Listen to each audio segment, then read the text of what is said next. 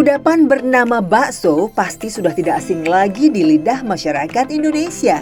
Empuknya tekstur bakso berpadu dengan gurihnya rasa kuah menjadi satu kesatuan cita rasa yang kerap dirindukan oleh penggemarnya.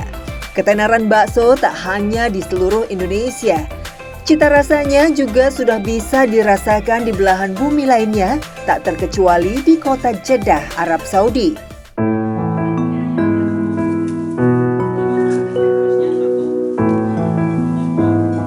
Sahabat Hikmah, bertandang jauh ke kota Jeddah, Arab Saudi, kali ini kita tidak hanya ingin mencicipi rasa bakso di rumah makan Indonesia.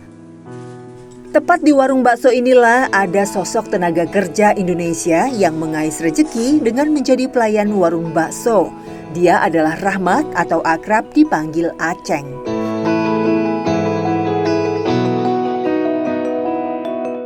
Ya, alasan ekonomi menjadi faktor utama Aceng merantau jauh dari Indonesia. Penghasilannya sebagai pengepul getah pinus di Kabupaten Cianjur nyatanya tak cukup mampu membiayai kebutuhan keluarganya.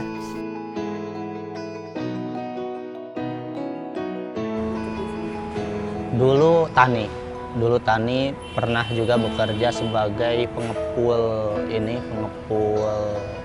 getah pinus di kampung halaman, tapi karena perekonomian sangat sulit, makanya merantau ke Arab Saudi. Alasannya yang pertama, saya ingin merubah nasib karena saya udah berkeluarga, udah punya anak juga, dan pilihan merantau ke Arab Saudi tujuannya untuk bisa selain selain memperjuangkan menafkahi keluarga, bisa beribadah ke kota suci Mekah Madinah, seperti itu.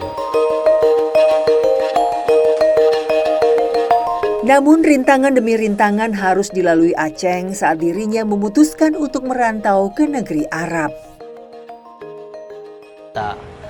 Saya yang pertama ya kendalanya permodalan gak ada, terus dari keluarga juga, terutama istri sempat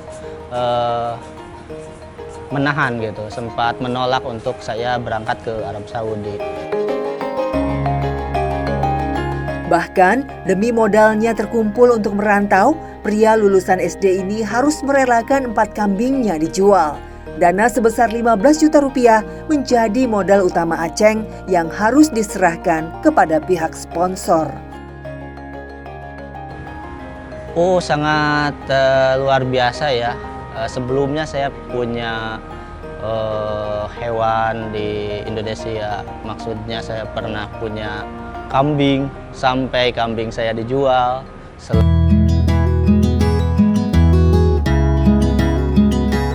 Perjuangan pria 32 tahun ini untuk bisa merantau ke Arab Saudi pun akhirnya terbayar. Aceng akhirnya tiba di Arab dan memulai pekerjaannya sebagai cleaning service dan pembimbing jamaah umroh. Namun, langkahnya mencari rezeki sempat terkendala wabah COVID-19. Nah, setelah sekitar 9 bulan jadi mutawif di kota Mekah, akhirnya datang wabah kemarin, yaitu wabah corona. Dan saya sekitar 5 bulan itu nganggur. Pindah lagi ke Jeddah, 5 bulan nganggur, sempat kesulitan buat makan juga, sampai sama temen itu ada beras yang dikasih tahun kemarin juga dipasak karena gak ada makanan, karena kesulitan untuk akses juga waktu itu, belum ada bantuan juga dari pemerintah. Beruntung masa lockdown di kota Jeddah tak berlangsung lama. Setelah 5 bulan dinyatakan lockdown, Aceng kembali bisa mencari nafkah dengan menjadi pelayan warung bakso. Sahabat Hikmah, bukan hal yang mudah melakoni profesi sebagai pelayan warung bakso. Aceng sendiri tak hanya harus ramah pada pembeli, tapi kekuatan fisik juga sangat dibutuhkan dalam pekerjaannya. Oh, banget. Yang fisik yang sering dialami sakit ya bagian kaki, karena kerja di restoran atau di mat'am itu hampir 12 jam, hampir 10 jam itu berdiri. Mulai dari masuk kerja jam 3 sore sampai jam 12 malam itu kalau rame ya berdiri terus. Makanya yang sering dialami sakit ya kaki. Suka dan duka sudah menjadi asam garam bagi Aceng. Selama 6 tahun merantau di Arab Saudi, perasaan rindu akan sosok keluarganya pun kerap dirasakan. Sedih. Banyaknya sedih kayaknya. Daripada sukanya. Kebanyakan pasti sedih. Apalagi datang hari raya Idul Fitri, Idul Adha, mendengar suara takbir, itu pasti meneteskan air mata. Sedih banget. Hikmahnya banyak ya. Hikmah yang sangat berharga merantau ke Arab Saudi itu bisa menjalankan umroh. Lagi-lagi itu ya jawabannya. Bisa menjalankan umroh kapan saja. Sahabat Hikmah, safar, merantau dengan tujuan mencari rezeki, bisnis, maupun belajar hingga pelesir sudah dilakukan sejak zaman para nabi dahulu. Seperti saat Utsman bin Affan hendak merantau ke negeri seberang, Utsman pun meminta izin kepada Rasulullah SAW. Rasulullah kemudian menanyakan hendak kemana tujuannya. Utsman bin Affan pun menjawab ke negeri Absyah. Kalau engkau pergi jauh, bagaimana dengan istrimu, wahai Utsman? Rasulullah bertanya lagi. Ruqayyah ikut bersamaku, ya Rasulullah, saud Utsman bin Affan. Pernikahan Utsman bin Affan dengan Ruqayyah putri Rasulullah merupakan tanda sayang dan kepercayaan yang tinggi dari Nabi Muhammad kepada Utsman bin Affan. Rasulullah pun mengizinkan serta mendoakan keselamatan Utsman bersama Ruqayyah untuk merantau ke negeri Abasyah. Senasib dengan Aceng, Abdul Rafiq sang rekan juga menjadi perantau di kota Jeddah. Lebih dari 1 tahun saling mengenal, keduanya kompak dan tak ubahnya seperti saudara sendiri.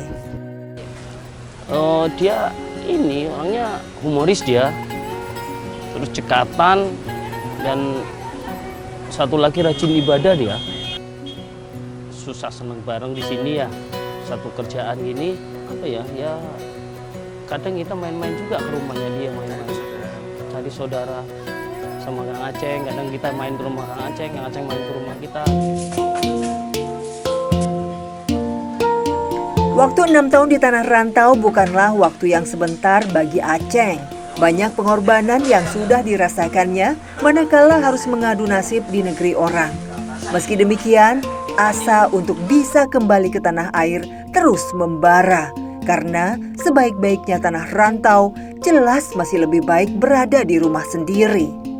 Sahabat Hikmah, banyak sekali nilai-nilai yang kita dapatkan dari seorang perantau.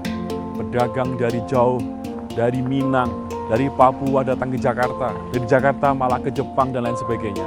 Menunjukkan bahwa rezekinya manusia itu sudah dicatat oleh Allah SWT dan tidak mungkin tergantikan oleh siapapun.